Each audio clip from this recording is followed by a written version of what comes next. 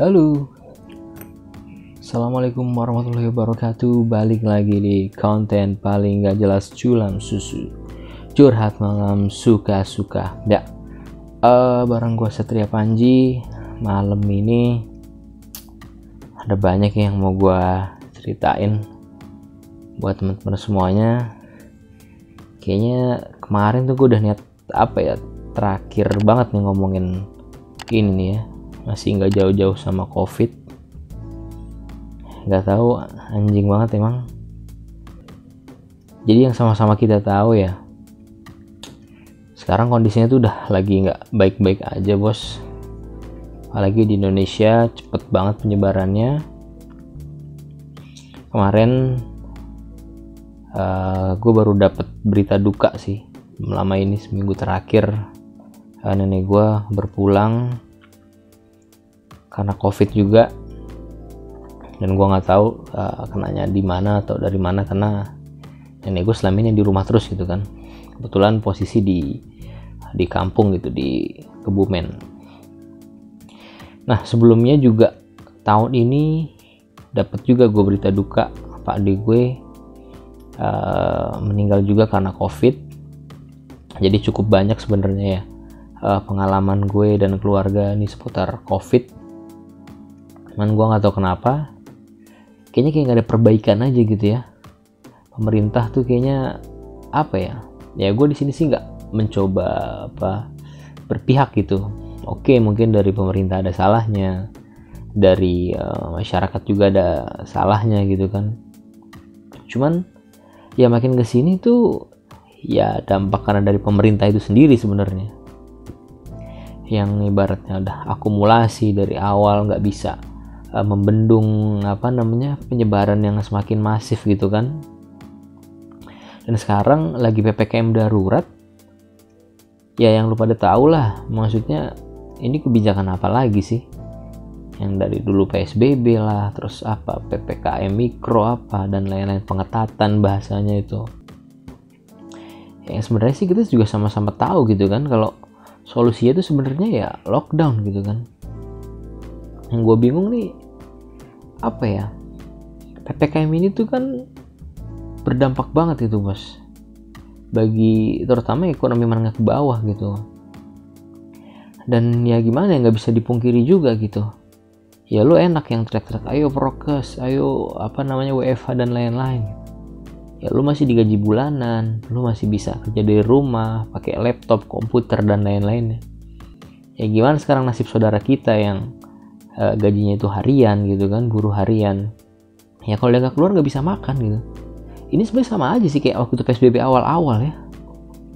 Itu awal-awal COVID April 2020 kalau nggak salah kan, yang PSBB yang semua pada panik, banyak PHK dan lain-lain. Pertanyaannya sekarang mau sampai kapan gitu kebijakan kayak gini tuh diterapin lagi gitu. Entah, nggak tahu apakah resmi diperpanjang atau enggak, mungkin sampai akhir bulan Juli ini atau Agustus. Ya satu yang dirugikan pasti rakyat kecil gitu. Ya gue paham sih memang nakes kita tuh udah berjuang segala macam. Gue juga berdiri di samping nakes gitu, gue mendukung banget karena gue juga udah ngalamin keluarga gue gitu kan, pengalaman dengan COVID ini, dan gue pasti tahu rasanya nakes tuh gila banget, udah fatigue, udah burn out semuanya. Cuman sekali lagi kayaknya nih ada kebijakan yang miss nih. Percuma PPKM kalau kasusnya juga tiap hari naik terus, kayaknya nggak efektif juga gitu. Tapi di sisi lain juga ekonomi juga malah makin memburuk gitu, yang menengah ke bawah juga makin susah, mau buka dagangan sekarang serba ditutup dan lain-lain gitu. Ya padahal dia juga dagang itu kan buat makan juga, makan nantinya juga biar dia imunnya kuat, biar bisa ngidupin anak istrinya gitu. Sekarang kalau PPKM dikit-dikit ditutup, dirazia dan lain-lain, dibubarin, ya mereka mau makan pakai apa bos gitu. Nanti mereka yang ada juga mati kelaparan kan, imunnya juga turun, ujung-ujungnya gampang kena COVID juga, jadi nggak menyelesaikan masalah gitu. So sekarang pertanyaannya gini, pemerintah tuh ya gue nggak tahu ya, kemarin kan gue juga sempet bikin beberapa konten sama teman gue juga mungkin yang nakes, yang ada backgroundnya dari kesehatan. Di undang-undang kita tuh nggak ada yang namanya PPKM, PSBB, apalah itulah namanya yang nggak jelas itu. Maksudnya yang ada tuh ya karantina wilayah bos, atau ya bahasa Inggrisnya lockdown. Itu udah ada di undang-undang kita tentang karantina kesehatan. Itu udah dari awal para ahli udah segala macam udah bilang ke pemerintah kita gitu. Cuman ya gue nggak tahu gimana, apakah ya biar apa dananya turun atau gimana ya, ini asumsi ya maksudnya ya di pemerintah Islandia yang tercinta kita ini. Tetapi ya faktanya gitu, ibaratnya pengecut banget gitu jadinya negara Islandia ini gitu kan. Dia mau berlakukan PPKM untuk menekan tapi nggak mau biayai masyarakatnya gitu. Jadi ya kayak apa gitu maunya sih ya, kalau ketika lu menerapkan lockdown ya lu harus menjamin gitu apa namanya warga lu gitu semuanya tercukupi gitu. Terus dengan alih-alih lu menghindari aturan dari undang-undang yang bahkan ada berlaku itu sendiri gitu, lu mengubah namanya kayak PPKM lah, PSBB dan lain-lain, terus seolah-olah lu menghilangkan kewajiban untuk membiayai orang-orang di bawah ini gitu. Ya ibaratnya kan apa kalau bukan pengecut gitu. Jadi kayak mainannya sendiri gitu. Mau alasan apa? Anggaran kita nggak cukup, anggaran kita udah buat bansos dan lain-lain ABCD. Ya salah sendiri, kenapa nggak dengerin ahli di awal gitu. Salah sendiri kenapa pejabatnya juga pada korup semua gitu kan. Ya itu yang memperlambat juga gitu. Tapi kan ya rakyat juga nggak mau tahu gitu kan. Harusnya lu bisa membuat aturan yang maksudnya efektif gitu, yang ke semuanya itu bisa masuk gitu kan. Kalau dari awal lu lockdown, itu udah banyak sebenarnya ahli yang bilang kayak di negara-negara lain di Eropa gitu. Lockdown cuma 2 bulan, itu biayanya kayaknya nggak sampai 1.000 triliun deh.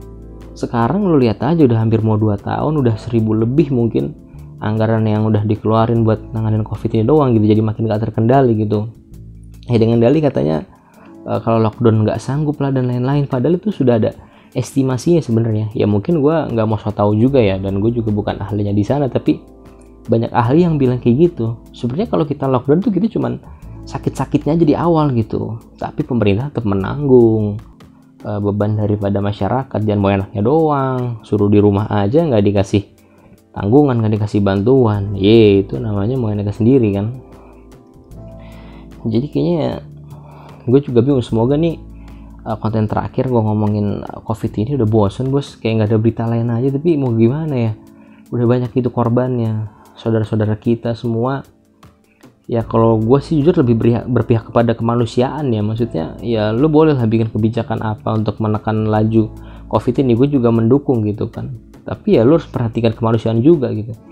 Jangan asal digerebek apa segala macem. Lu kasih apa kayak santunan atau lu borong dagangannya segala macem, biar dia juga nggak bingung. Dibuka juga apa namanya belum tentu banyak yang beli sebenarnya kalau kondisi kayak gini. Ditambah lagi dibatasin jamnya, ditutup gitu. Ayolah kita sama-sama cari solusi bareng-bareng ya, yang terbaik itu seperti apa. Dan tolong dengerin para ahli lah, jangan denial lah, jangan sok-sok bilang apa namanya ini aman dan segala macam, tapi realnya ya enggak gitu kan. Udah jauh dari kita standar WHO, udah jauh dari standar yang ditetapkan oleh keilmuan gitu dari bidang kesehatan. Ya memang kita nggak baik-baik aja bos. Jadi yang pertama jangan denial, kita harus terima itu, terus kita harus cari solusinya bareng-bareng. Dan ya semoga ya kita berdoa lagi bareng-bareng biar COVID ini cepat terkendali, cepat hilang. Dan gue juga capek bos, kantor tuh waduh, alhamdulillah banget, gue sangat bersyukur masih bisa WFH, masih bisa kumpul sama keluarga, masih dapat gaji bulanan. Tapi gimana dengan saudara-saudara gue yang lain gitu, teman-teman kita yang lain? Ya kita sama-sama berempati lah, kita bantu sebisa kita, tapi juga tolong sekali lagi bikin kebijakan yang win-win solution buat semuanya gitu. Nah, semoga abis ini kasusnya juga udah nggak tinggi lagi, kita bisa belajar dari pengalaman-pengalaman sebelumnya. Ya tolonglah didengerin ahli-ahli itu, jangan kemakan hoax-hoax. Kalau bisa malah penyebar hoax itu penjaranya semuanya lah, tai emang itu. itu malah memperlambat penanganan pandemi ini gitu kan, yang bilang vaksin nggak efektif lah, yang bilang interaksi obat lah apa segala macem, yang katanya covid nggak ada, konspirasi dan lain-lain, bullshit itu udah tai. Itu dia keluarganya dia nggak pernah ngerasain kali kehilangan keluarganya dia gitu kan ya. Mending itu aja yang sekarang fokusnya diusut, galakan vaksin dipercepat gitu kan, tapi tetap harus menghindari kerumunan juga pas proses vaksinasinya. Terus juga prokesnya diperketat lagi, sosialisasi edukasi terus, tangkap penyebar hoax gitu kan. Ya itulah kunci biar kita ya bareng-bareng biar cepat selesai gitu. Hanya gitu aja, nggak usah lama-lama. Semoga nextnya kita udah bisa bahas yang lain lagi nggak seputar covid ini, dan semoga kita selalu sehat-sehat buat teman-teman dan juga keluarga semuanya. Sehat selalu dan sampai lagi ketemu di Culam Susu selanjutnya. Wassalamualaikum warahmatullahi wabarakatuh. Mantap.